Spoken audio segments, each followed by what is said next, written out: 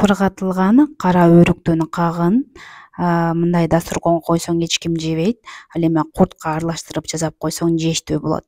Ошол себептен биз азыр кургатылган кара өрүктөн курут жасайбыз. Мына апамдын дагы сүзмөсү соосу сарыгып калыптыр. Бүгүн курут жасаганга ылайыктуу.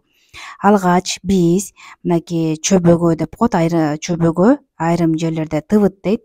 Мына тыбытты сүзмөгө салып, туздан кошуп, татымына жараша даярдап алабыз. Жакшылап эзип даярдайбыз. Жогоруда жазылган 3 куруттун алгач мен ушинтип даярдап алдым дагы, анан 3 табакка бөлдүм. Биринчи табакка перец коштум, кошумча кызыл перец. Экинчисине быштак коштум.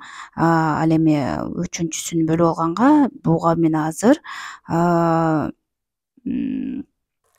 кара өрүктү кошом. Алгач кара өрүктүн кагын мынтип өткөрүп алабыз. Өткөргүчтөн майдаланып соонун болуп өткөрүлөт. Өткөрүлгөн соң аны жанагы чөбөгө кошулган сүзмөгө аралаштырабыз дагы. Жакшылап туруп мыкчып бирдей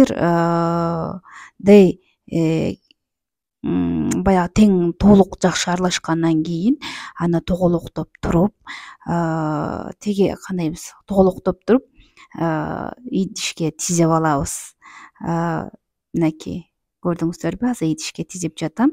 Андан кийин биз кургатканга жөнөтөбүз. Балдар үчүн бул өзгөчө сонун азык болот. Мындай койсоң эч ким жебейт. Бул жерде аябай жештүү болот. Мынакей өзүңүздөр видеодон көргөндөй кадимки эле бөдөнөн жумурткасына окшоп калды, бирок аябай даамдуу болот.